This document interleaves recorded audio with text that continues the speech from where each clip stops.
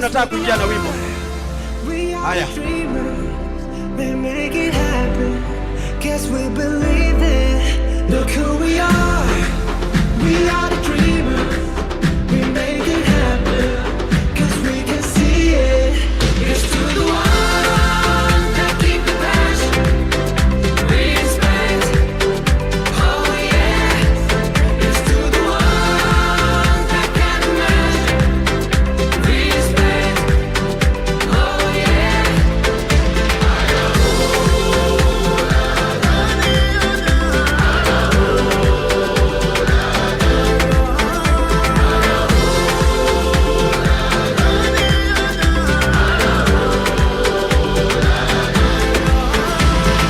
Gather round now, look at me. Respect and love the only way. If you wanna come, come with me.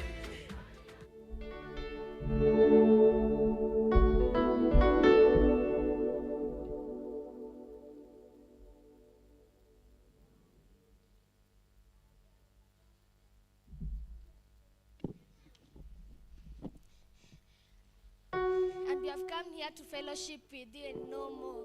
Is that right? And you know this year we are breaking the limits and you'll be seeing us here from time to time.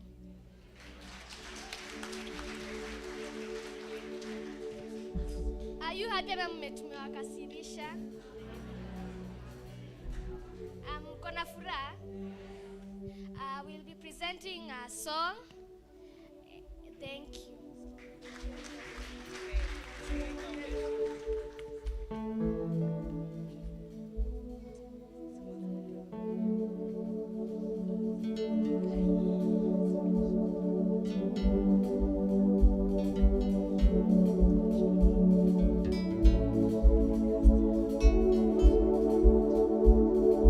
Baba yangu ana mali nyingi, kushika hazina zote mkononi.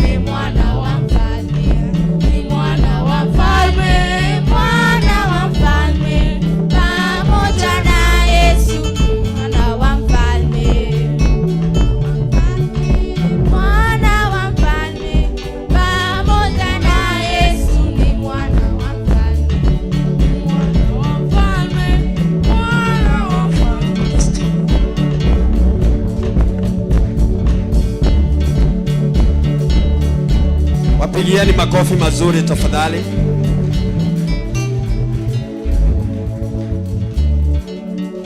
Mungu awabariki sana, the Overcomers class. God bless you. It is wonderful to have you here. Umekaribishwa sana time to time katika jina la Kristo Yesu. Bwana Yesu asifiwe. Si ndio? Tuwapigie makofi mazuri tafadhali.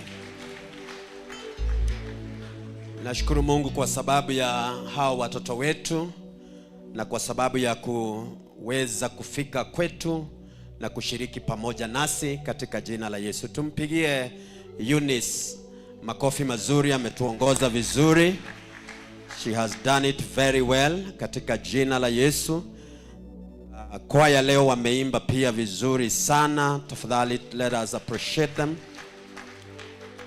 Yeah, praise and worship has been great. We thank God. It is good to belong to this church where everybody serves vizuri. Jina la Bwana lisifiwe. Kuna ushers wetu ambao hufanya kazi huku hapa na pale. Tafadhali tuwapigie makofi. Na tuna watu wa media. Watu wa media wanatufanyanga tuwe. Nataka kuleta neno la Bwana kwa kifupi. Our time has been spent. Na ninaomba muweze kunisikiza kwa sababu ni vizuri. Jina la Bwana lisifiwe. Are you ready for the word? Yeah. Tunaendelea kuzungumzia in the series of breaking the limit. Bado tuko katika mtiririko wa mafundisho hayo ya breaking the limit. Na siku ya leo we want to talk about extending our tents through serving. Kupanua hema zetu kupitia utumishi. Praise the Lord. Kupanua hema zetu kupitia utumishi. Serving. Praise the Lord. Na tutaanza kusoma tu, tafadhali tuanze kusoma katika kitabu cha Isaiah 54 verse 2 na kisha tusome Yohana 12 mstari wa 26. Nafikiri itakuwa ni vizuri tukisoma pia andiko hilo. Give us the book of kitabu cha Isaiah 54 mstari wa 2, our theme for the year. That is our theme for the year. Give us please. Inasema hivi, there are three words I want you to capture here. Word number 1 is stretch, word number 2 is lengthen, and the word number 3 is strengthen. Maneno hayo tu matatu ndio nataka tuyafuatilie kwa mapana. Nasema enlarge. Tunaweza pata kwa Kiswahili tafadhali, kama tunaweza pata kwa Kiswahili. Panua mahala pa hema lako, tandaza mapasia ya hema lako, uyaeneze mbali wala usiyazuie. Ongeza urefu wa kamba zako, imarisha vikingi vyako. Nitarudia tena. Turudie tena. Panua mahara pa hema lako, tandaza mapasia ya hema yako, ama panua mapasia ya hema yako, uyaeneze mbali wala usiyazuie. Ongeza urefu wa kamba zako, imarisha vikingi vyako. Twende mstari huo mwingine. Kwa maana, very important, kwa maana utaenea upande wa kuume na upande wa kushoto. Ambia jirani yako nitaenea.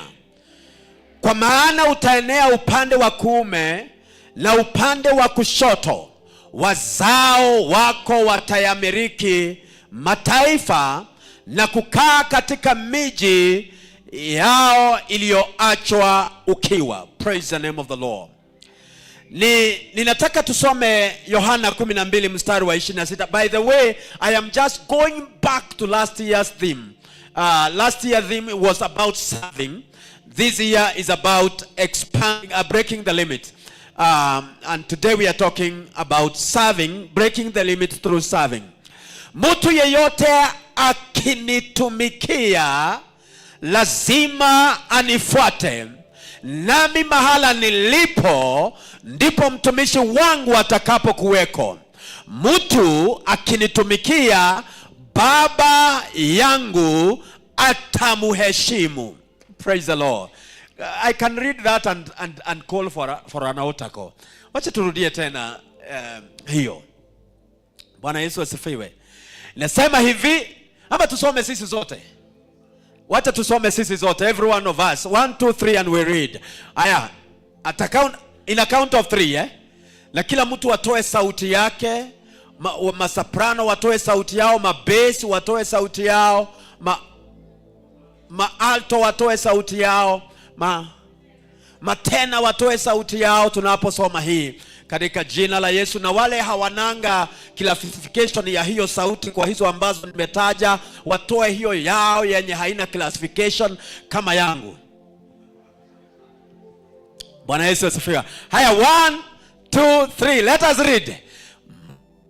Yote akinitumikia lazima anifuate, nami mahala nilipo ndipo mtumishi wangu atakapokuwa. Mtu akinitumikia, Baba yangu atamuheshimu. Praise the name of the Lord. Ninataka kuanza kwa kusema maneno haya ya kwamba kitabu cha Isaia ambao tumesoma kama dhimu yetu, maneno hayo yaliambiwa watu ambao walikuwa wanapitia vikwazo, ukame maishani mwao. Lakini Mungu aliwaambia ya kwamba wajiandae kwa sababu watapanuka. Bwana asifiwe. They were not going through a simple thing. Walikuwa wanapambana na hali. Ukisoma mstari wa kwanza unadhihirisha ya kwamba hakukuwa na mazao. Lakini katika mstari wa pili, Mungu prophetically kupitia kwa nabii Isaia anawaambia ya kwamba they have to prepare for increase. Praise the Lord. Na njia moja ya kuprepare for increase, lazima waweze kuenlarge their tents ama kupanua hema zao. Jambo la pili, lazima wakaze vikingi vyao, na jambo la tatu, lazima waimarishe. Praise the name of the Lord. Na kwa hivyo alikuwa ananenea watu ambao they were going through a tough time, but he was telling them ni wakati wa kujiandaa kwa ajili ya ongezeko. Hallelujah. Na njia moja, let me say this very categorically, njia moja ya kujiandaa Mungu akupanue, ni the one way of preparing yourself for the increase is through serving. Praise the Lord. Katika ufalme wa Mungu, kutumika ama utumishi ni mbegu. In the kingdom of God, huduma ni mbegu ya upanuzi. Hallelujah. Nijaribu tena. Wacha nirudie tena. Katika ufalme wa Mungu, huduma ama kutumika ni mbegu, jina la Bwana lisifiwe, ya upanuzi. If you want to grow great, hata Yesu akasema ya kwamba mwenye anataka kuwa mkubwa lazima atumike. Na kwa hivyo utumishi ni mbegu ya upanuzi katika ufalme wa Mungu. Praise the Lord. Na sio tu katika ufalme wa Mungu, hata katika mambo ya kawaida. Wakati you become a servant, unatumika, unawatumikia watu, you are planting a seed of increase. Praise the name of the Lord. Nilikuwa nikikumbuka watu kadhaa na nika search mambo yao, na nitawasomea kwa sababu ni vizuri. Just allow me. Watu ambao walijitoa sana katika utumishi, na these are real stories. Mtu wa kwanza ambaye she's a Kenyan, aliitwa Wangari Maathai. Praise the Lord. Wangari Maathai huyu alitumika sana katika mambo ya environment, kutunza mazingira na akaanzisha a movement that she used to call the Green Belt Movement. Akapanda, akaongoza movement hiyo ya kupanda miti, na pia akawatumikia wanawake kwa kuempower wanawake. She empowered women. Now at the end of the day, this lady increased. Akawa ndiye Mkenya wa kwanza kushinda a Nobel Prize because of her servanthood. Praise the name of the Lord. Hiyo ni katika maisha ya kawaida. Because when you serve, you are preparing yourself for increase. Mtu wa pili alikuwa anaitwa John Rockefeller. He served, alitumia mali zake kuanzisha mashule, universities na pia mahospitali. Na wakati alipofanya hivyo, yeye ndiye alianzisha a University of Chicago, the Rockefeller Foundation, na akaweka legacy yake. Because of his generous service, praise the name of the Lord, he became a great man. Amen. Hamwezi kusahau Mother Teresa. Mother Teresa. Jina la Bwana lisifiwe. Mother Teresa, let me read this.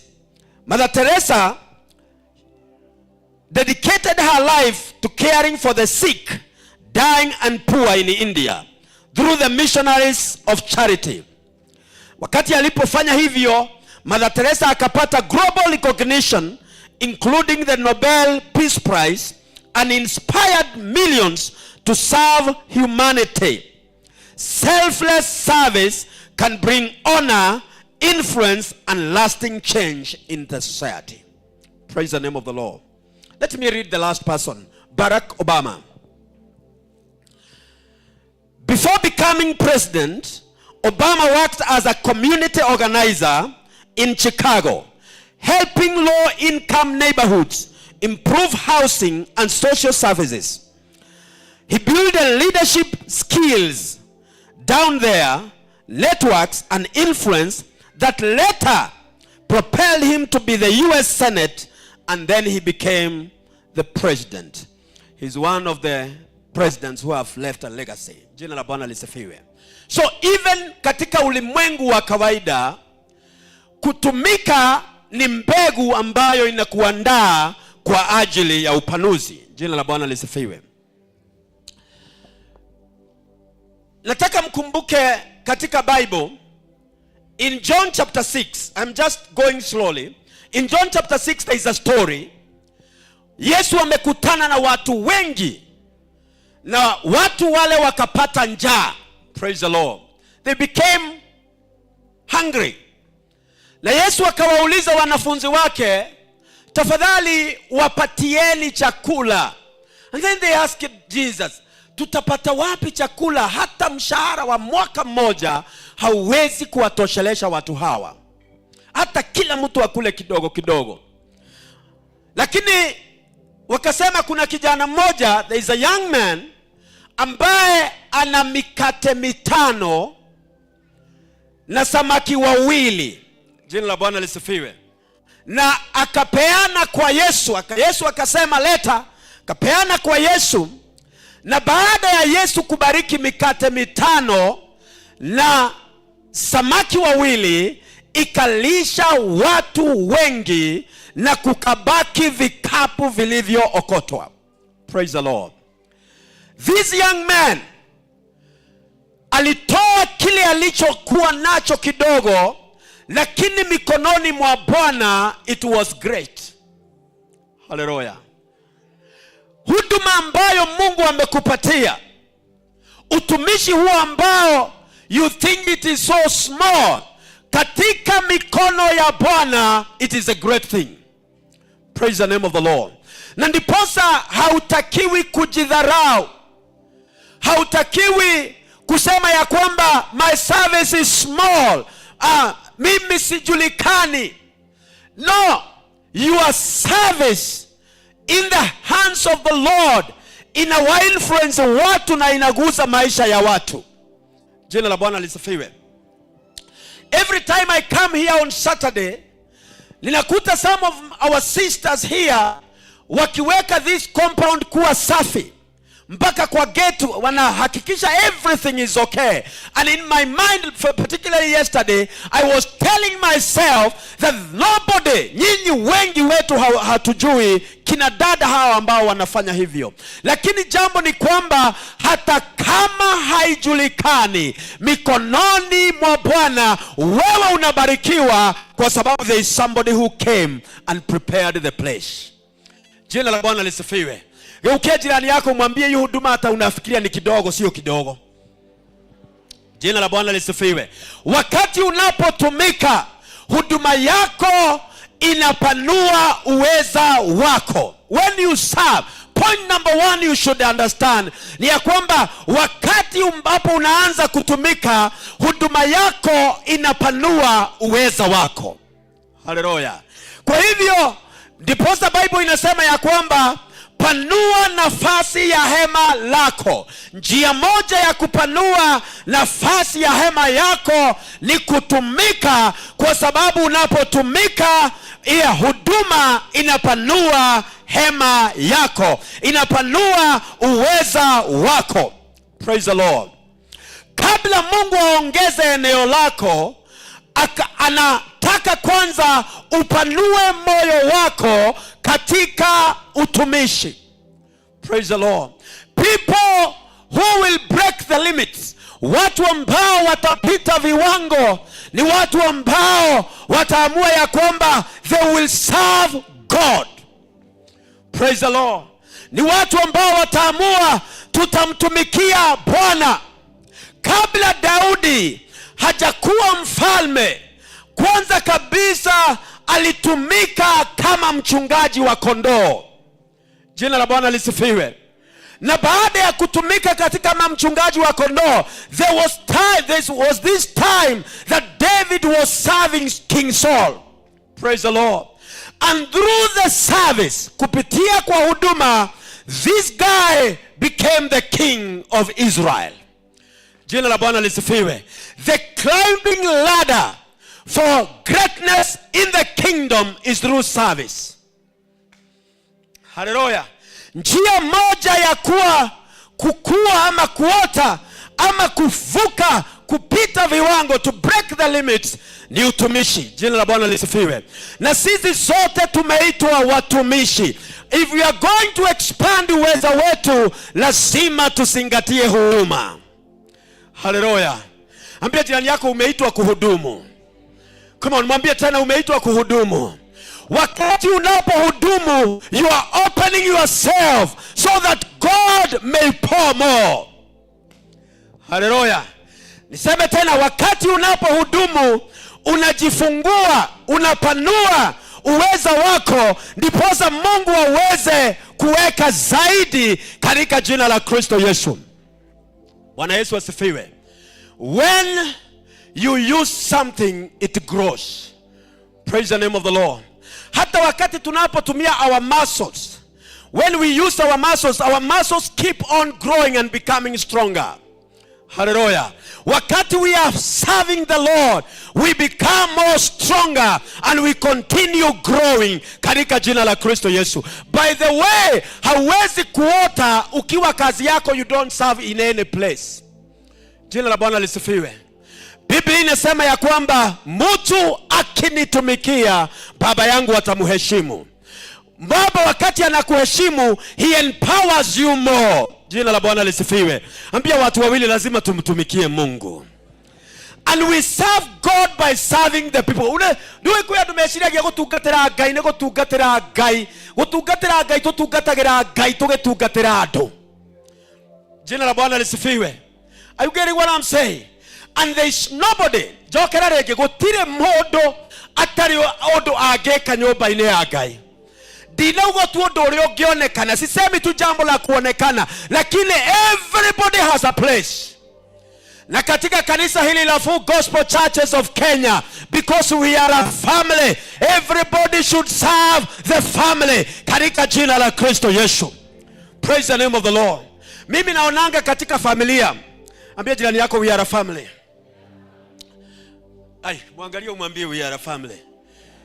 Hata kama mlikuwa mmekosana kidogo, unajua katika family kuna kitu wanaitanga sibling rivals. Na hiyo isiwatishe sana. We just walk over it. Hallelujah. Ambia jirani yako tunaruka hiyo, tunaendelea mbele. My brother akinikosea bado ni my brother. Come on, are you listening to what I'm saying? My brother akinikosea bado ni nini? Najua kuna wakati tulipigana na stool na my brother.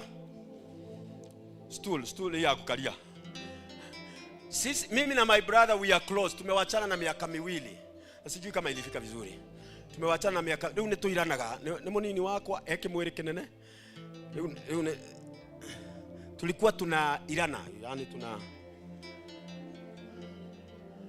tukiwa wadogo. Jina la Bwana lisifiwe. But that did not stop us from being family. Hallelujah. We are still a family, and today we love one another, we support one another because we are a family. A family.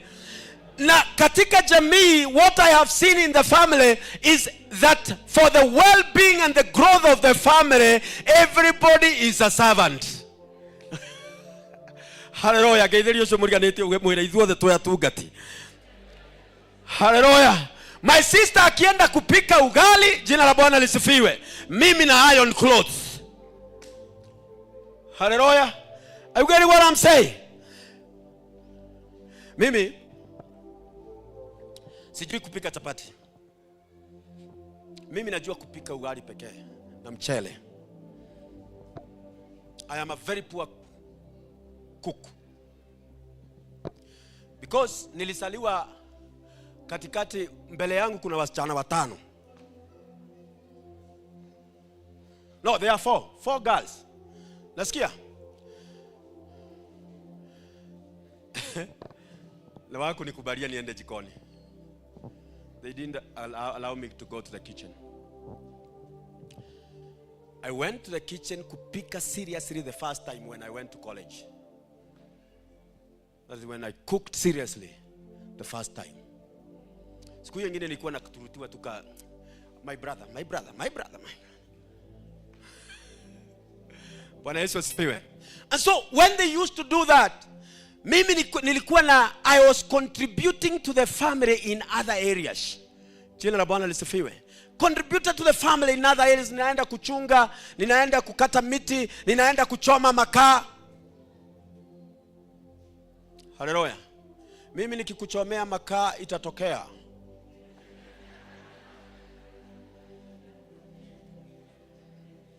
Najua kuipanga. Jina la Bwana lisifiwe. So in the family, everybody serves so that the family and the people in the family could continue growing. Praise the name of the Lord.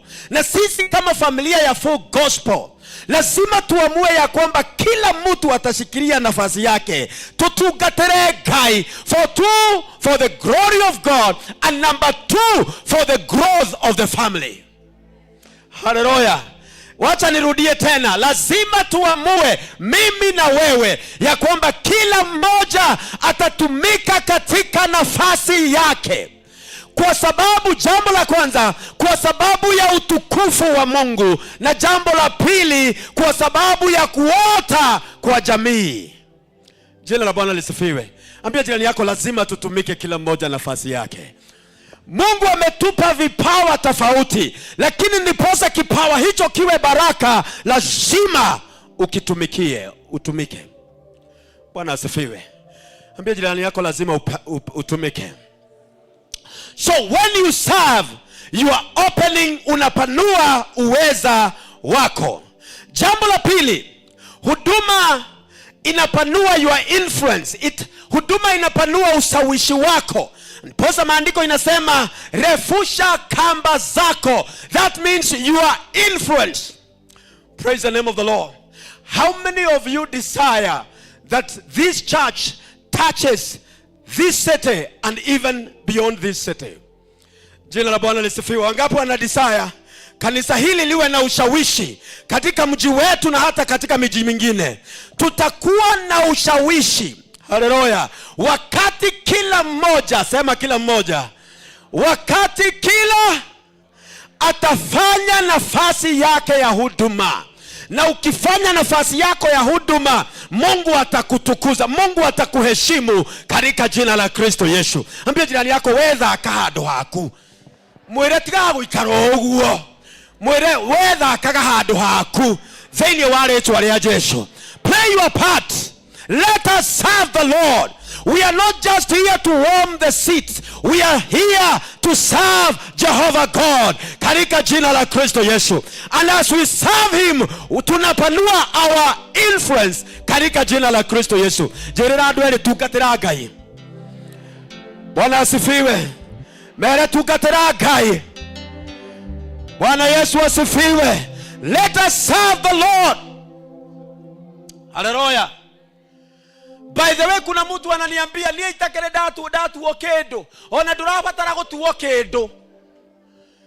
Durabatara gutuo ciarede. Gaithia yoguo. Ambia jirani yako haustahili kupewa cheo. In fact, cheo kinatakiwa kufuata huduma, sio huduma ifuate cheo. Hallelujah. Whether with a position or no position, we are called to serve the Lord. Katika jina la guhutia mundu mwire twetetwo tutungatire Ngai. Onokoro ndure wahe ritwa ria chairman. Praise the Lord. Hata kama hujapewa jina ya chairman, hallelujah, ndure wahe share wa intercessory. Na wewe intercessor, go there and pray. We are called to serve the Lord katika jina la Kristo Yesu. And we serve by the motivation of love. Tunatumika kwa njia ya upendo katika jina la Kristo Yesu. Jina la Bwana lisifiwe. By the way, great people who served, they had no great names. Mother Teresa, hallelujah, serve. Ambia jirani yako, tumikia Mungu. Mugaithia high five mwere tukatira Ngai. Werute gutungatira Ngai. Na gutungatira Ngai kugwekagwo na wendo. Nigetha Ngai agocwo. Praise the Lord. Na family itu ikure. Hallelujah. Are we together? Tungatira Ngai. Bwana asifiwe. As you serve, you expand. Unapanua ushawishi wako. Tafadhali mahala ulipo, tumikia Mungu. Jina la Bwana lisifiwe. Kama wewe una uwezo, una kipawa cha kuja kuweka kitambaa hiki, serve. Ambia jirani yako serve. Kama wewe una uwezo wa kusalamia watu kwa geti ukiwakaribisha, jina la Bwana lisifiwe. Na lazima ujijue. Ambia jirani yako lazima ujijue. Mwambie lazima ujijue. Hallelujah. Lazima ujijue. Kama wewe ni kama mimi haujui kumachisha karas, wachana na mambo ya kuweka karas. Hiyo itatusumbua. Bwana Yesu asifiwe. Hallelujah. Are you getting what I'm saying? But there, wewe umechongwa kufit your place. Hamuku nishika. Ambia jirani yako, wewe umechongwa kuingira hali ole ka. Na kwa hivyo unatakiwa kujitoa na ujue kile ambacho you do it better and you do it with joy, and God makes sure you are fixed ka. Jina la Bwana lisifiwe. Na kila mtu akiingia mahala pake, system mwili wote unafanya kazi. System yote inafanya kazi. Jina la Bwana lisifiwe. System yote inafanya kazi, na tunataka kupanuka, tunataka kupanua. Bwana asifiwe. Hallelujah. And the Lord has brought us this far. Mungu ametuleta umbali huu. Jina la Bwana lisifiwe. Usikubali kuzuilika kutumika katika nafasi yako. Jina la Bwana lisifiwe. In fact, our national theme ya Full Gospel Churches of Kenya inasema usinizuie. Bwana asifiwe. Let me, because God has given me the grace, wacha nipanuke. Let me serve katika jina la Kristo Yesu. Ambia jirani yako, serving inapanua ushawishi wako. Na ni vizuri ujifahamu. Tell God to show you where you fit properly so that you can serve there. Jina la Bwana lisifiwe. Amen. You see this lady, she's beautiful serving here. She's taking her position. Na niwaambie ama hii niwachane nanyi. In fact, msiambie mtu. Msiambie mtu. Jina la Bwana lisifiwe. When we become busy serving, jina la Bwana lisifiwe. Hallelujah. Sibling rivals, hii kupigana ya hapa ndani. Naisha todo leo. Everybody is serving in his place. Praise the name of the Lord. Everybody is serving in his place. Come on, are you getting what I'm saying? Jina la Bwana lisifiwe. Everybody should serve in his place. Na wakati tunapofanya hivyo, ushawishi wetu unapanuka. Ambia jirani yako, ushawishi wetu unapanuka. Jina la Bwana lisifiwe. Pia huduma inaimarisha misingi yetu. Huduma, wakati tunapomtumikia Bwana, huduma hiyo inaimarisha our foundations. Imarisha nguzo zako. That is what the word says. Imarisha nguzo zako. Upanuzi unahitaji misingi iliyo imara. Praise the Lord. Na wakati ambapo tunamtumikia Mungu, everybody at his or her place. Praise the Lord. Bwana Yesu asifiwe. Then we are putting the foundation, misingi ya wakati Mungu anapoleta increase, we have the right foundation. Jina la Bwana lisifiwe. In fact, huduma haleluya. Huduma inatufanya build foundation ya unyenyekevu. Jina la Bwana lisifiwe. Ambia jirani yako unyenyekevu. Mwambie tena unyenyekevu. Biblia inasema Mungu hukataa wenye kiburi, mbali huwapa neema unyenyekevu. Jina la Bwana lisifiwe. Amen. Ukitaka kujua kiburi cha mtu, mpe kazi iliyo chini. Hallelujah. Praise the Lord.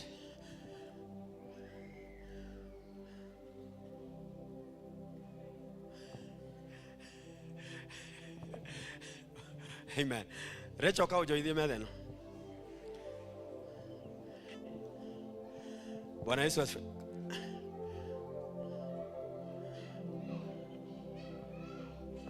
Uka unisimare. Kani mweme medeno. Muangalie nyuso zao. Wakianza kukasirika umjue kiburi. Kwa sababu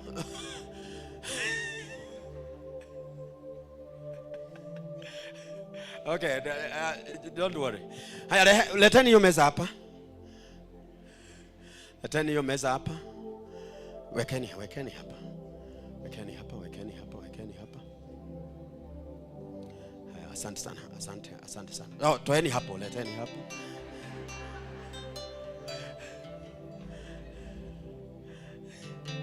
Bwana Yesu asifiwe. Now, listen to me. Mtarudisha penye ilikuwa.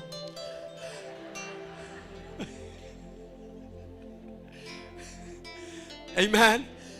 Serving, sorry, don't worry about that. Serving inavunja kiburi, ina build unyenyekevu. Jina la Bwana lisifiwe. Ambia jirani yako unyenyekevu. Mwambie tena unyenyekevu. Inavunja kiburi, ina build unyenyekevu. Na kama Mungu atatuona, na Mungu anaheshimu watu walio na unyenyekevu. Jina la Bwana lisifiwe. Kama Mungu atatuona, we have to serve him, and as we serve, pride is broken na unyenyekevu unajengeka katika jina la Kristo Yesu. Jina la Bwana lisifiwe. Unyenyekevu unakusaidia kuingia kwenda mpaka kila mahali. You can serve any person. Jina la Bwana lisifiwe. Kuna kakrip kalikuwa kanasunguka wakati fulani. There was this lady ambaye alikuwa naosha kanisa. Sawa sawa. Kukaja jamaa mmoja, I think it was acted. Kukaja jamaa mmoja akafikiria huyu dada anasafisha kanisa kwa sababu hana la kufanya. She is a poor. Kwa sababu kuna watu wanafikiria watu ambao hufagia kanisa they are poor, needy, ni watu wanataka tu kuji keep busy. Haleluya. Ama wenye wanaosha choo ya kanisa. Bwana asifiwe. Do you know there is somebody who cleans your toilet? Bwana asifiwe. And it is not because that person has nothing to do, but he is in the ministry. Praise the Lord. Yeye yuko katika huduma. Sasa huyo jamaa akaja akamwambia yule mama, tuseme sasa ni huyu, akamwambia ninakuonanga ukiosha kanisa hapa kila siku nini kama hauna kazi tafadhali naweza kukusaidia. Akatoa ka business card. I can't remember the story very well, lakini ninajaribu kuiconnect. Akampea ka business card. Akampea ka business card. Alafu na yeye huyo mama akamwambia hata mimi akiwa amejifunga leso. Hallelujah. In fact, true Christians are Christians who can be ready to tie the wrapper. Praise the Lord. And to go down and serve. Praise the name of the Lord. Akamwambia hata mimi I will give you my business card. Twende nikupatie. Wakatoka pamoja nje. Twende. Wakatoka pamoja nje. Yule jamaa akaenda kwa gari kamzee, na sio mbaya, yu gari ni mzuri, Toyota 90. Haleluya. Huyu mama alikuwa na Mercedes C-Class. Zinaitangwa hivyo. Very expensive car. Na yule jamaa akashangaa, na nikuthabia kanitha. Akampea kadi akakuta she is a CEO. Ni huo. She is a CEO in a company. Kumbe yeye hata ndio anaweza kumpea job. Bwana Yesu asifiwe. Service. Ambia jirani yako service.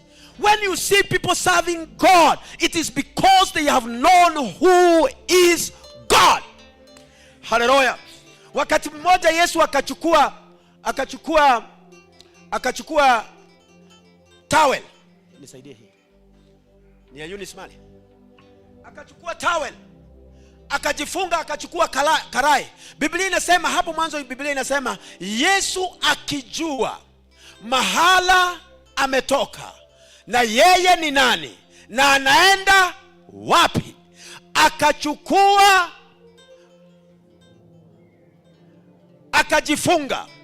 akachukua beshen, akaanza kuwatumikia wanafunzi wake kwa kuwaosha miguu. When you start serving in the body of Christ, you know where you come from, you know who you are, and you know where you are going.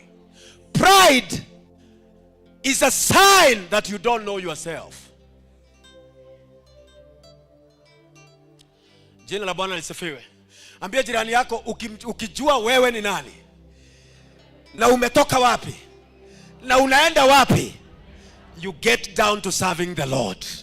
Jina la Bwana lisifiwe. Mwambie unashuka na unamtumikia Bwana katika jina la Kristo Yesu. Sio kwa sababu unajitafutia jina. Already you know who you are. Hallelujah. You don't serve kwa sababu unajitumia unajitafutia jina. Una serve kwa sababu unajua wewe ni nani na umetoka wapi na unaenda wapi. Haleluya. Unachukua, unajifunga, unamtumikia Bwana. Jina la Bwana lisifiwe. Haleluya. When I get down to serve, that does not lower my dignity.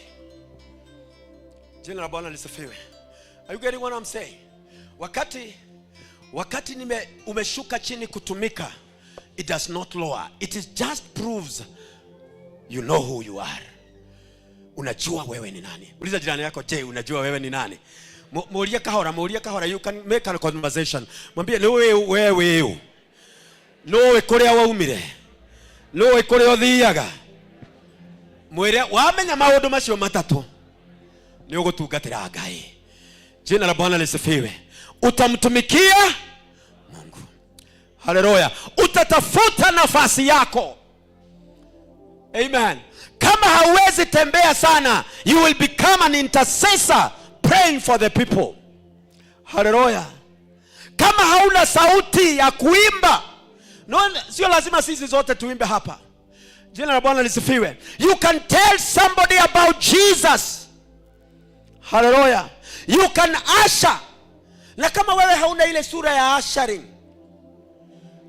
unajua usher anatakiwa kuwa na sura ya kuasha. Ati hivi kwamba vile unakaribisha mkujaji anaweza kuja tena. Bwana Yesu asifiwe. Lakini motivation ya utumishi ni upendo. Ambia jirani yako, motivation ya utumishi ni upendo. Mwambie tena, motivation ya utumishi ni upendo. Mwambie mara ya tatu, motivation ya utumishi ni upendo. Biblia inasema mpende Mungu wako kwa moyo wako, kwa nguvu zako, kwa akili zako.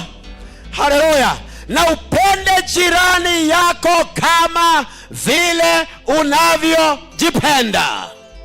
Praise the Lord. You love God, you serve God. You love your neighbor, you serve God by serving your neighbor. Jina la Bwana lisifiwe. You love God, you serve. You love your neighbor, you serve God by serving your neighbor. Ero shomuri ganetie nyonitha na yendete Ngai na gutungatira andu aria angi. Jina la Bwana lisifiwe. Are you getting what I'm saying? Hallelujah. Na kwa hivyo wakati ambapo tunaambiwa tutumike in your position, unajua kuna watu wengine wanasemaga mimi sasa yangu ni kidogo, siwezi toa, ni bla bla bla bla bla. Wachana na hiyo mambo. What you have in the hands of God is great.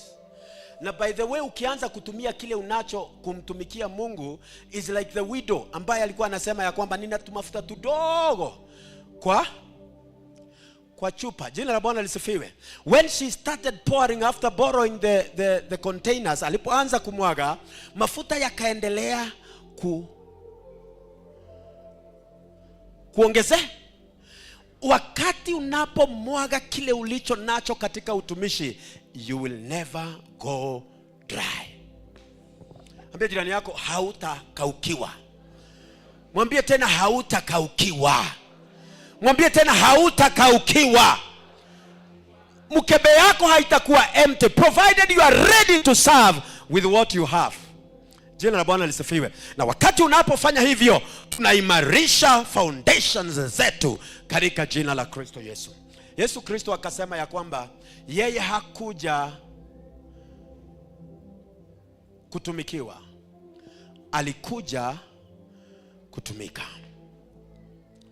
Jina la Bwana Yesu lisifiwe.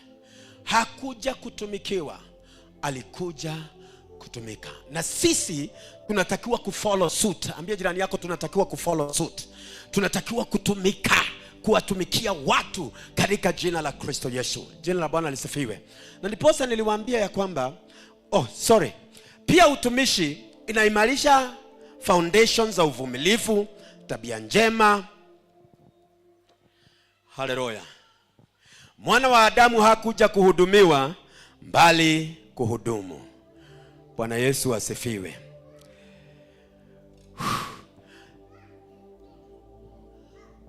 Panua hema yako kwa utumishi. For your information, God is a designer. Haleluya. Angalia mwili wako wote. Kila kiungo kina kazi yake. Bwana Yesu asifiwe. Na kila kiungo kinapofanya kazi yake, mwili wote unafaidika. Praise the Lord. Na Mungu anapokea utukufu. Umenielewa sana? Na wewe katika nyumba ya Bwana, aliliyoshomuliganete, mwambie wewe katika nyumba ya Bwana, you have your place. Kama haujajua nafasi yako, it is you who has not identified your place, but you have a place.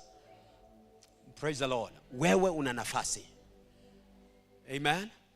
Na ukitambua nafasi yako na uanze kutumika, just hata kama haujajua sana, anza tu kufanya kitu. Amen. Onokordo maudu maige.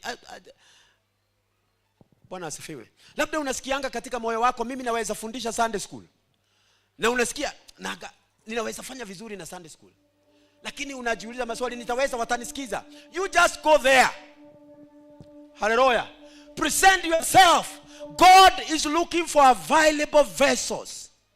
Hallelujah. God, Mungu ana qualify the unqualified. God does not use the qualified. He qualifies the unqualified.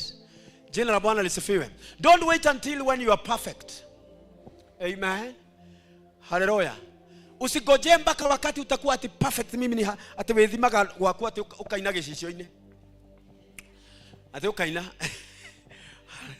Hallelujah. Kejigwe thauti yo kana niguka wega yo sauti itakuja mzuri.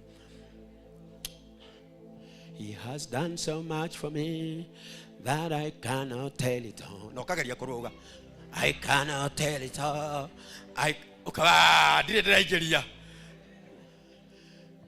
Start doing with that imperfection. God will perfect it. Katika jina la Kristo Yesu.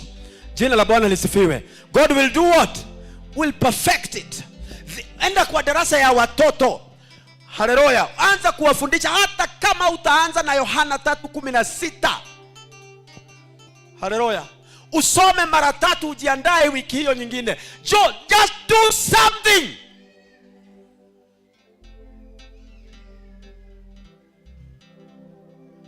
Hallelujah. Ambia jirani yako, just do something.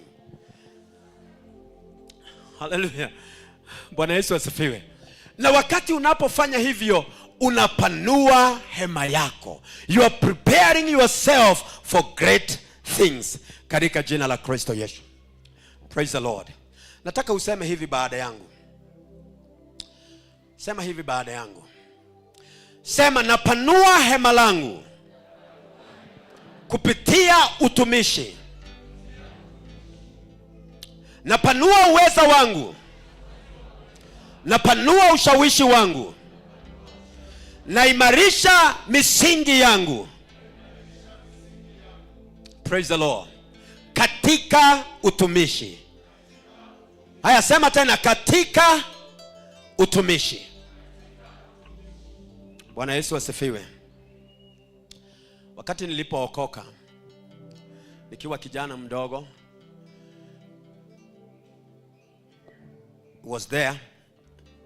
Nikawa mwana youth, was there.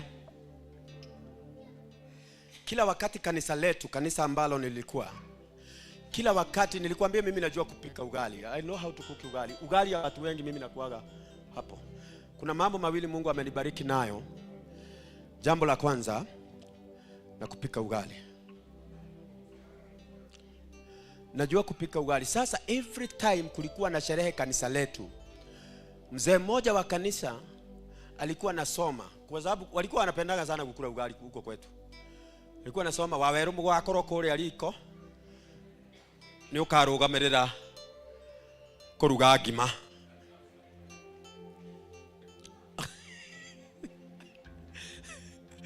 Bwana Yesu asifiwe. And so I used to faa nguo ya kwenda church na ya kupika ugali. Na nilikuwa nasimamia kupika ugali. Jina la Bwana lisifiwe. Na it was like that. And I served in many places. Nikatumika katika sehemu nyingi kupika ugali, nikatumika katika Sunday school, nikaingia kwaya, nikafukuzwa. I was trying to find my place. Bwana Yesu asifiwe. Trying to find I didn't wait to be perfect. Praise the name of the Lord. I was trying to find my place. I tried even being an usher. And I was a very good usher. Bwana asifiwe. Very good usher. Tried to be an usher. Tried everything. Everything. Tulikuwa tunaendaga kanisa Saturday. We watched the church. Nilijaribu kuwa hata soja wakati wa kesha.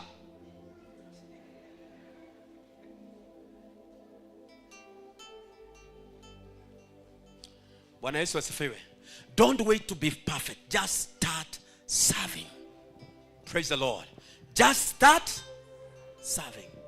And when you start serving, you are extending your territories. Nobody may be, hakuna labda mtu atajua unatumika namna gani, lakini ukianza kutumika, God will honor you. Mama moja akaniambia jana, one of the great mothers, tukaenda tukamsalamia, akaniambia there is a statement she alisema ambayo ilinifanya nikumbuke ujumbe wa siku ya leo. Tulipomsalamia, I had gone to pick my wife. Akaniambia, dakwiro Ngai ti muria nguru, ndangiriganirwo ni utungata wanatungata. God is not, Mungu sio mdhalimu. Jina la Bwana lisifiwe. Mungu sio, hawezi kusahau utumishi ambao umefanya nini? Umetumika. Jina la Bwana lisifiwe. Haleluya. Mungu hawezi kusahau. Haleluya. Mungu hawezi kusahau. He cannot. Tumekutana na jamaa moja tukakutana na yeye katika shughuli za mambo ya kanisani. Then an introduction was made. Akaniambia, haya waweru niwe nuhamenya ni ndakuwe tajamba ya gutumwo tasha. Jina la Bwana. Ati walikuwa anakujanga na Ivasha. Anasema sasa waweru ndio walikuwa tafuta nyumba za kurarwa. Jina la Bwana lisifiwe. And like that. But when you serve, you are expanding your territories. Ambia jirani yako, when you serve. Amwambie tena, when you serve. Every time give yourself to service. Katika jina la Kristo Yesu. Nataka uinuke juu, mwambie Mungu akusaidie kutumika katika nafasi yako. Katika jina la Yesu. Waimbaji mnaweza kutuongoza na wimbo. Na ninataka Mungu akusaidie kama wewe haujatambua nafasi yako ya utumishi.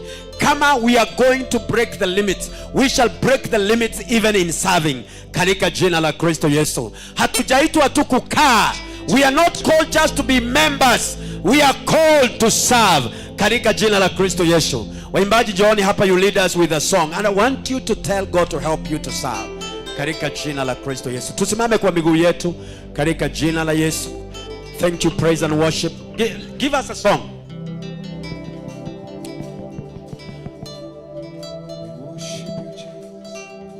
Utaimba gani? Yeah, just sing. Maombi yangu yafike kwako, moyo uliobondeka utadhalau. Oh yes. Ni kiu yangu, ni haja yangu, nifanane nawe, nifanane na maombi yangu. Maombi yangu yafike kwako, moyo uliobondeka utadhalau. Kiu yangu, kiu yangu, ni haja yangu, nifanane nawe, nifanane na maombi yangu. Maombi yangu yafike kwako, moyo uliobondeka utadhalau. Kiu yangu, kiu yangu, ni haja yangu, nifanane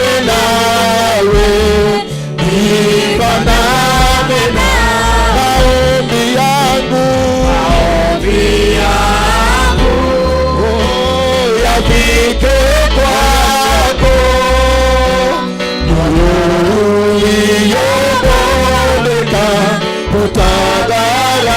Ambia Bwana akusaidie. Just speak to the Lord. Ambia Bwana nisaidie kupita viwango katika utumishi katika jina la Yesu.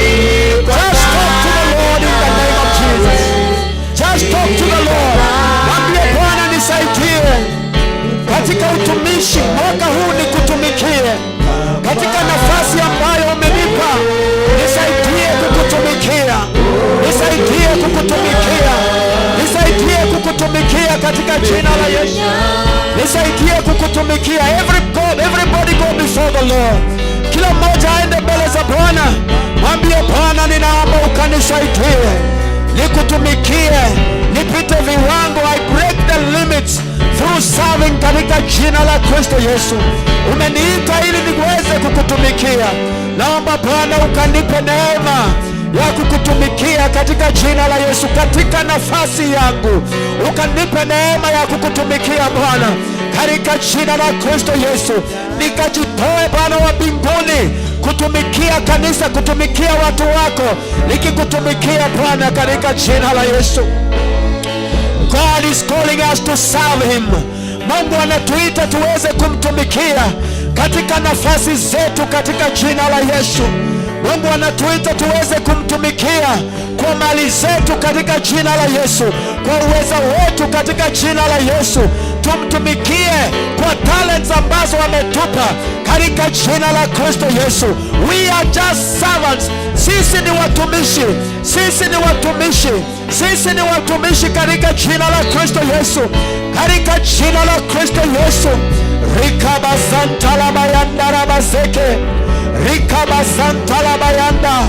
Tunaweza vua mapambo yetu na kumtumikia yeye katika jina la Kristo Yesu, kama vile Yesu alipochukua towel na akaanza kutumika. Hata sisi Bwana unatusaidia. We come down to serve you, King of Glory, in the name of Jesus, in the name of Jesus. Father God, help us, O Lord. Tusaidie Bwana kukutumikia wewe. Tusaidie Bwana wa mbinguni tukutumikie kwa kuwatumikia watu katika jina la Kristo Yesu. Rikabasantalabayanda. Tunaelewa ya kwamba utumishi is a sacrifice. This year amua kusacrifice kwa sababu ya utumishi katika jina la Yesu. Continue, call upon the name of the Lord. Mwambie Bwana, I want to go an extra mile. Mwambie Bwana, nataka kwenda hatua hiyo nyingine kwa njia ya kukutumikia katika jina la Kristo Yesu. Rikabasantalabayanda. Unaweza sema kama Joshua ya kwamba mimi na nyumba yangu nitakutumikia katika jina la Kristo Yesu. Ni wakati wa kufanya maamuzi ya kutumikia Bwana katika jina la Yesu, na ndiposa Bwana apokee utukufu na kanisa la Bwana liendelee kujengeka katika jina la Kristo Yesu. Bwana ametupa vipawa tofauti tofauti. Bwana ametupa karama tofauti tofauti ili tuweze kuhudumiana katika jina la Kristo Yesu. Karama ambayo Bwana amekupa, anataka tuweze kuhudumiana kila mmoja na mwingine katika jina la Kristo Yesu. Uwezo ambao Bwana amekupa, it is not for your benefit, it is for the benefit of the church katika jina la Kristo Yesu. We give you praise, O God. We give you honor. Help us, dear Lord, to serve you in Jesus' name. In Jesus' name. Mungu yeye hutupa karama, hutupa uwezo, sio kwa ajili ya faida zetu sisi wenyewe, bali kwa ajili ya faida ya kanisa. God has given us gifts and talents so that we may serve him for the benefit of the church and for the glory of his name. Katika jina la Kristo Yesu. In the name of Jesus. Baba wa mbinguni, kama jamii tunakuomba ukatusaidie tukakutumikie mfalme. Baba wa mbinguni, tukapite viwango kupitia utumishi katika jina la Kristo Yesu. Baba wa mbinguni, tunapokutumikia Bwana, Bwana wa mbinguni unasidisha uweza wetu. Tunapokutumikia Bwana, wewe Bwana wa mbinguni unapanua ushawishi wetu katika jina la Yesu Kristo. Tunapokutumikia Bwana wa mbinguni, unaimarisha foundations zetu, unaimarisha misingi yetu katika jina la Yesu. Kama kanisa Bwana wa mbinguni, wa mama, wazee, vijana na watoto, Baba, ninaomba ya kwamba ukatusaidie kufanya maamuzi ya kukutumikia katika jina la Kristo Yesu. My God, I thank you because you are increasing our impact, Lord. We are breaking the limits through serving katika jina la Kristo Yesu. And my God, I pray that this Church King of Glory will go to the next level in the work of service, touching people's lives, changing destinies katika jina la Kristo Yesu. My God, I thank you for what you are preparing for us, Lord. Thank you for the increase that you have put in place for us. In Jesus' name we pray. Amen. Amen. Amen. Simama tu juu katika jina la Yesu. Kama umeketi, nataka tufanye jambo moja. Mwambie jirani yako tuamue kumtumikia Bwana. Tukiamua kumtumikia Bwana, we shall touch the lives of people katika jina la Kristo Yesu. And that is what God has called us to do. Mungu anataka tuwe na impact in this city and even in other places katika jina la Kristo Yesu. Anataka kututumia sisi kubadilisha maisha ya watu. Amen. Anataka kututumia sisi kubadilisha maisha ya watu. Jina la Bwana lisifiwe. Sometimes utumishi utahitaji you do a sacrifice. Sometimes you do sacrifice of your time. Sometimes you do sacrifice of your resources. Sometimes you do sacrifice of the knowledge that God has given you. Sometimes you sacrifice the gifts, the talent that God has given you in the name of Jesus. Jina la Bwana lisifiwe. We want to be a church that serves the people, serves God by serving the communities in the name of Jesus. We are not just going to remain in these four walls. We shall go beyond. Mwambie jirani yako, we are going beyond. Mwambie, we are going beyond. We are not going just to remain in these four walls. We are going beyond in service and changing people's lives in Jesus' name. We are breaking the limits. Praise the Lord. And it is clear in my mind that God is preparing something great. Something great. God has something. It is clear in my mind that God is taking us to another level where we shall impact the communities and the societies in the name of Jesus. Uliza jirani yako, are you ready? Amen. Nataka tufanye hivi. For a moment, I want us to take 5 minutes and pray for our families katika jina la Kristo Yesu. This Sunday is second Sunday and we always pray for the families. Nataka tuchukue a few minutes.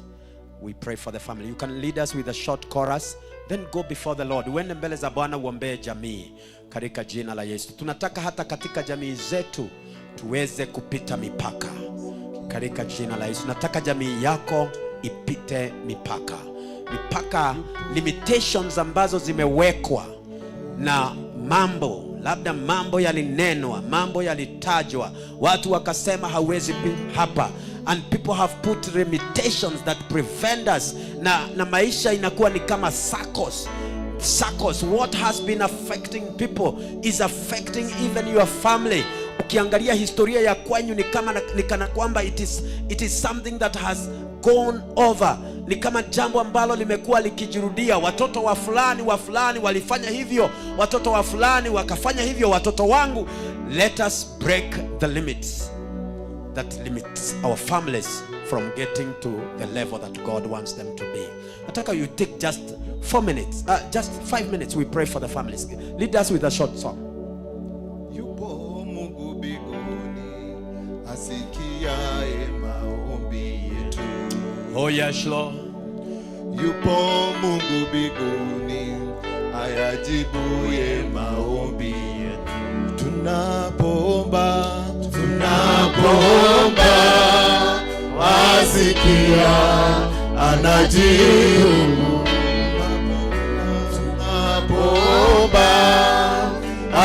asikia maombi yetu.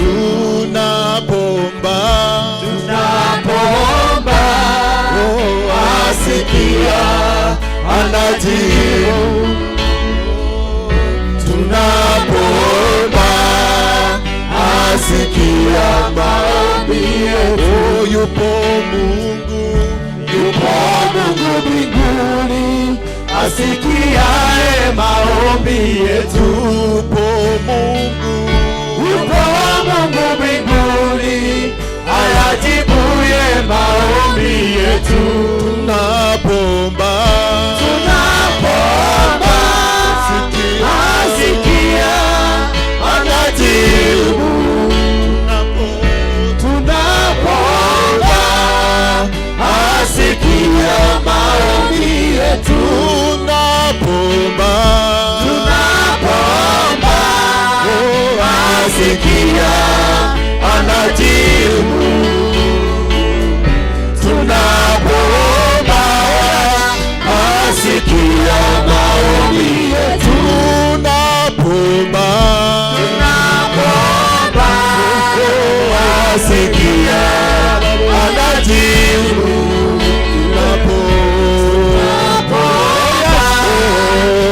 Asikia maombi yetu.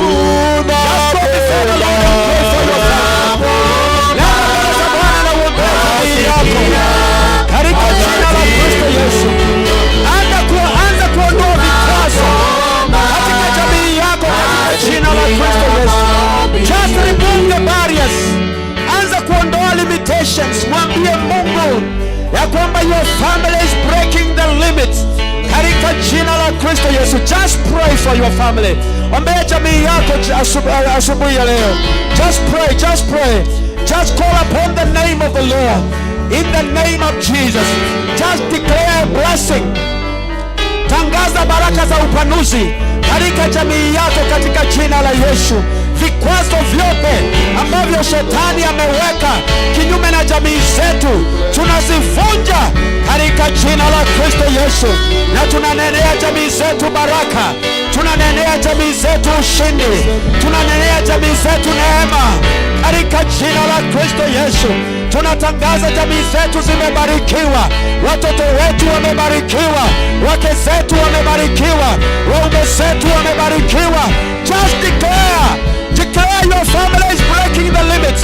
Tangaza jamii yako inapita mipaka katika jina la Kristo Yesu, katika jina la Kristo Yesu, katika jina la Kristo Yesu, katika jina la Kristo Yesu, katika jina la Kristo Yesu. I declare a blessing upon every family now.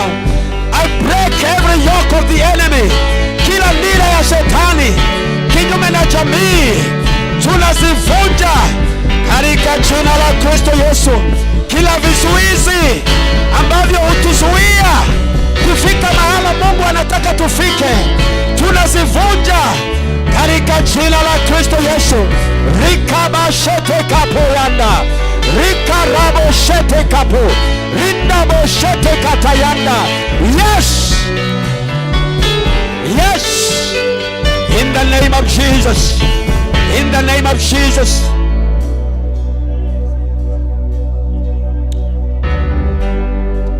In Jesus' mighty name. In Jesus' name.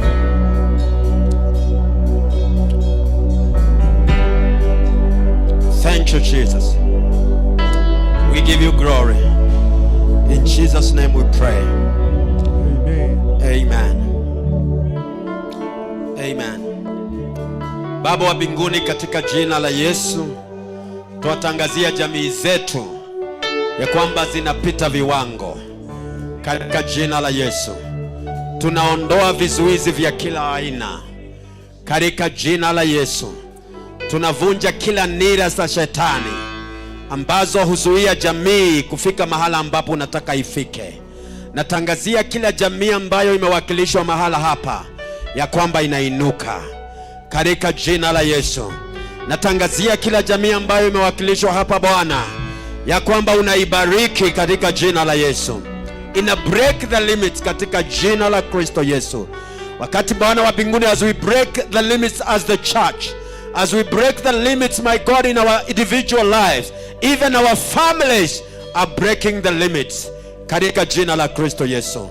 Asante Bwana kwa sababu you are doing it for the glory and honor of your name. In Jesus' name we pray. Tukiwa hapo, labda kuna mtu hajaokoka na angependa kuokoka. Inua tu mkono wako juu. Ungependa kuokoka siku ya leo. Umekuja ukisema mimi nitaokoka. Just lift up your hand. Umekuja ukisema mimi nitaokoka. Inua mkono wako juu. Is there anybody in the house? Haujaokoka na ungependa kuokoka. Anybody in the house? Anybody in the house? Sisi zote tumeokoka. Pigieni Bwana Yesu makofi mazuri. Naomba tuketi.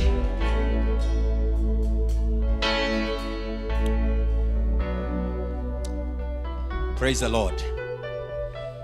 Uliza jirani yako umebarikiwa.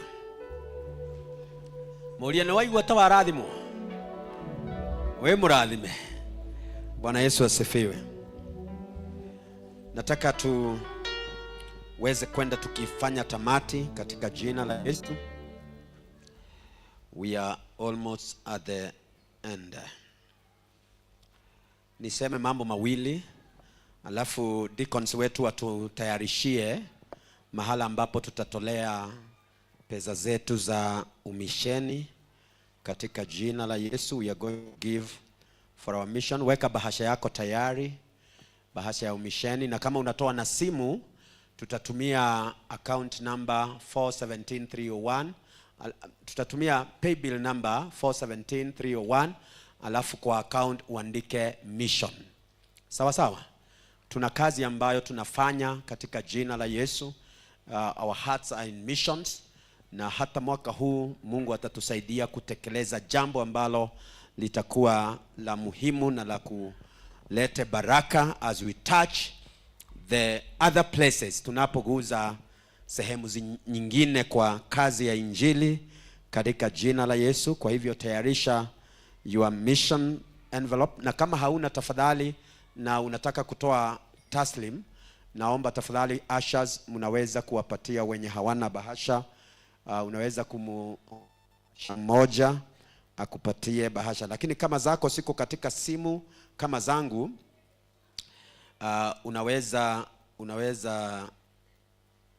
unaweza andika kutoa through paybill number 417301. Nataka tuwe tayari ndiposa tuweze kutoa katika jina la Kristo Yesu. Mimi nitaomba kwanza, alafu kisha tutoe. Amen. Tukitoa utarudi kwa kiti chako ndiposa tuweze kunena baraka unapoenda nyumbani. Lakini kabla hatujatoa, nataka kuwakumbusha ya kwamba tuko na mikutano ya ufufuo. Tuko na Holy Ghost Revival Meetings. Holy Ghost Revival Meetings. Ambia jirani yako mikutano ya Roho Mtakatifu. Na itakuwa tarehe 19 mpaka tarehe 21. Tarehe 19, 20 na 21. Alafu tarehe 22 tutakuwa na Holy Ghost Sunday. Bwana asifiwe. Tarehe 22 tutakuwa na Holy Ghost Sunday. Baadaye ndio Daughters of Grace wataenda date. Lakini kwa service tutakuwa na Holy Ghost Sunday. Jina la Bwana lisifiwe. Alafu baadaye, baada ya Holy Ghost Sunday, tukishajazwa Roho Mtakatifu na mambo kama hayo, and then they would proceed for their date katika jina la Kristo Yesu. Ni vizuri weke katika diary yako, we shall have Holy Ghost revivals katika jina la Yesu, and it will not be business as usual. God is taking us to a higher level, moving in the power of the Holy Ghost katika jina la Kristo Yesu. Jina la Bwana lisifiwe. And that time Mungu atatu empower, because God is preparing us to go out. Jina la Bwana lisifiwe. Hallelujah. We are taking the church outside there. We are taking the church where the sinners are, in Jesus name. Na niwaambia wakati moja hii ibada Tutaproceed tuifanyie penye wako. Jina la Bwana lisifiwe. Tuifanyie penye wako. Jina la Bwana lisifiwe. Yeah, tuifanyie penye wako. They see us worship God, we preach to them, and we bring them to the kingdom.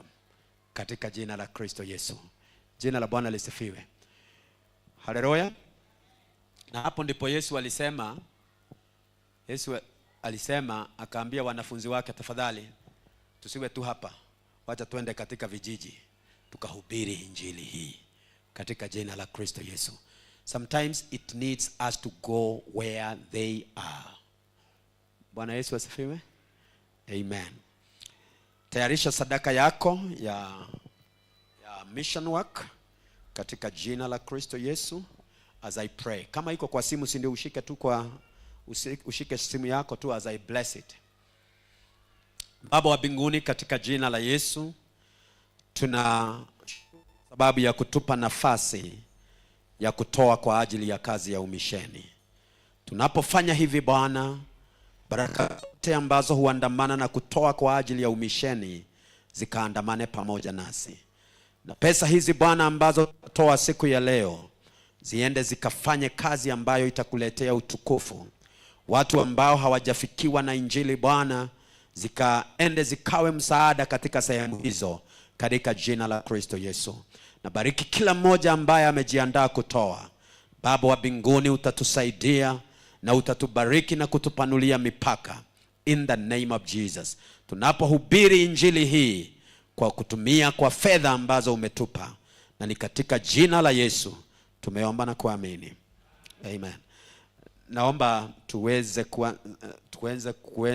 kuanza kuleta you bring here. Zangu ziko kwa simu, kwa hivyo ninataka kutoa tu 4017 301 40 17301. Alafu account number tumesema uandike mission. Account number uandike mission. Alafu pesa si ndio utatoa yenye utatoa. Pesa utatoa yenye utatoa. Ni vizuri hivyo, na it will be for the glory of God. Zangu zimeingia Naivasha Full Gospel Churches of Kenya. Amen. Tulete tu praise and worship. You can sing a song. Sio ndipoza tutoe tuimbe tukitoa.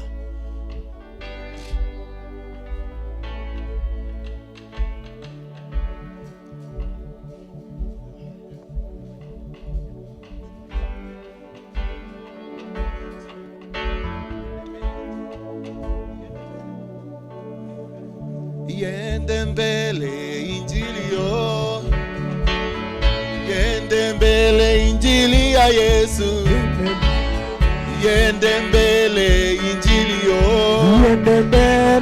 yende mbele injili ya Yesu, yende mbele injili yo, yende mbele injili ya Yesu, yende mbele injili yo, yende mbele injili ya Yesu, yende mbele. Ndio maana tunasema yende mbele, ndio maana tunasema yende mbele, ndio maana tunasema yende mbele, ndio maana tunasema yende mbele.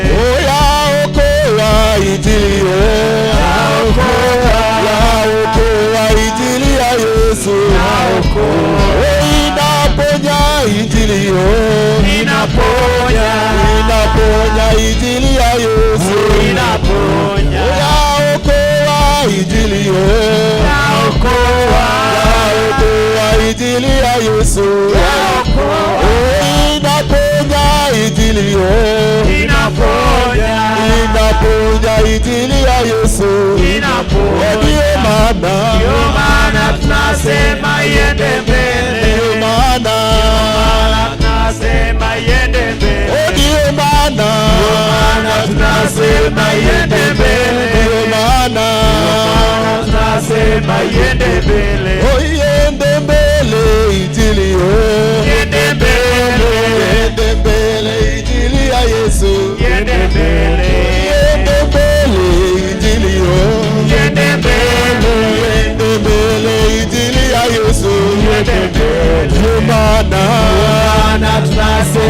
iende mbele.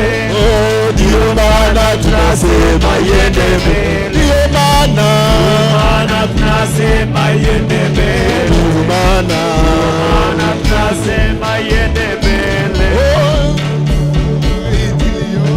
Iende mbele. Iende mbele. Iende mbele. Ndio maana tunasema iende mbele. Ndio maana tunasema iende mbele. Mimi na nyumba yangu nitamtumikia Bwana. Chagua wewe leo, utamtumikia nani? Mimi na nyumba yangu nitamtumikia Bwana. Chagua wewe Mungu, utamtumikia. Oh, utamtumikia nani? Nitamtumikia Bwana. Oh, utamtumikia nani? Nitamtumikia Bwana. Amen. Nataka tumuombee dada yetu anaitwa Sara Wahome, ambaye tulishwa ya kwamba amelazwa hospitalini. Ni vizuri tumuombee. Jina la Bwana lisifiwe. Ndio ufunge macho yako tuombe. Baba wetu wa mbinguni, katika jina la Yesu, tuna dada yetu Sara Wahome. Baba wa mbinguni, yeye ni mgonjwa, amesumbuliwa na mwili. Tunamuombea Bwana uponyaji. Tuma neno lako la uponyaji mahala alipo, katika jina la Yesu Kristo. We speak healing now in Jesus name. Baba wa mbinguni, wale ambao ni wagonjwa na labda hatujui Bwana, tunawaombea pia uponyaji katika jina la Yesu.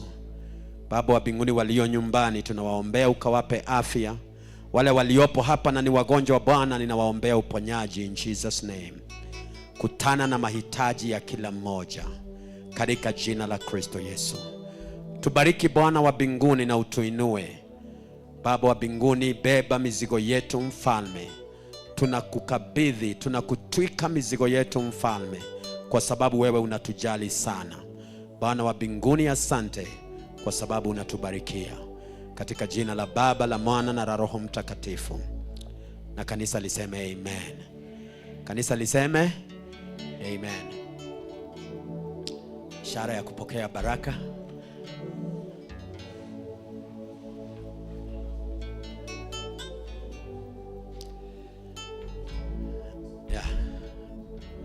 Je, tuwe tayari? Wacha tugojee huyu ndugu yetu Bwana Jeremiah.